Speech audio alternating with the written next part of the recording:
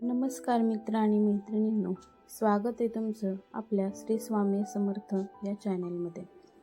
मी तुम्हाला स्वामींचे काही विचार, स्वामींबद्दल काही गोष्टी माझ्या रोजच्या व्लॉगमध्ये सांगणार आहे। जर तुम्हाला स्वामींबद्दल विचार, स्वामींचे विचार आवडत असतील तर माझ्या चॅनलला सबस्क्राईब करा आणि व्हिडिओला लाईक करत जा। श्री स्वामी समर्थ। आज पाहूया श्री स्वामी समर्थांचे अक्कलकोटमध्ये आगमन कसे झाले। श्री स्वामी समर्थ हे भगवान दत्तात्रेयांचे अवतार आहे। अक्कलकोट हे एक छोटे गाव आहे। श्री स्वामी इसवी सन 1856 मधील आश्विन महिन्यात अक्कलकोटमध्ये बुधवार पेठेजवळ असलेल्या खंडोबा मंदिराच्या ओट्यावर येऊन बसले। त्यावेळी त्या रस्त्यावरून काही गुराखी चालले होते। त्यांना पाहून स्वामी म्हणाले, काय हो, आम्ही तुमच्या गावात यावे का? तेव्हा ते गुराखी म्हणाले, नक्की या, आमच्या घरची भाजी भाकरी खा। पण श्री स्वामी समर्थ गावात गेले नाही। उशाशी एक दगड घेऊन ते रात्रभर त्या ओट्यावरच झोपून राहिले। दुसऱ्याच दिवशी सकाळी स्वामी आल्याचे वृत्त समजल्यावर पुराणिक वगैरे सर्व मंडळी त्यांना भेटावयास आली। पुराणिकांनी स्वामींना आदराने आपल्या घरी नेले। तेथे त्यांची पत्नी मीराबाई हिने त्यांचे स्वागत केले व बशीत लाडू आणून दिला। तो स्वामींनी खाल्ला।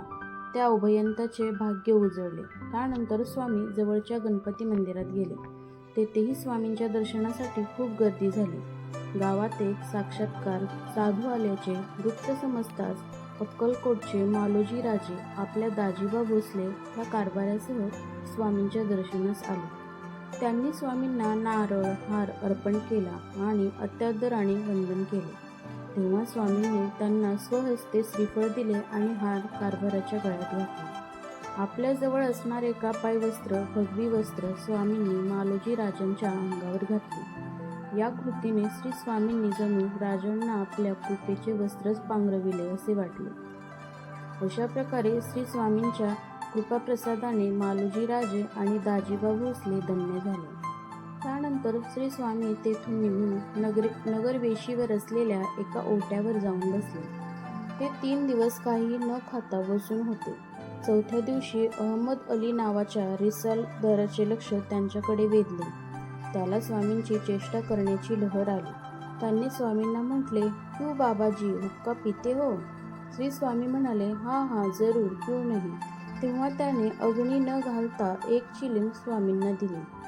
स्वामी पुढे काय करतात हे तो कुतूहलाने पाहू लागला। त्याचे कपट स्वामींच्या लक्षात आले होते, पण ते काहीही बोलले नाही। त्यांनी चिलम ओढली तर त्यातून धूर बाहेर पडू लागला। हे पाहून रिसालदार घाबरला। हे कोणीतरी सत्वपुरुष आहेत, आपण उगीचच यांची परीक्षा घेतली या विचाराने तो त्यांना शरण गेला। पटकन त्यांचे पाय धरले आणि स्वामींची क्षमा मागितली। त्याच्या मनात स्वामीबद्दल भक्तिभाव निर्माण झाला।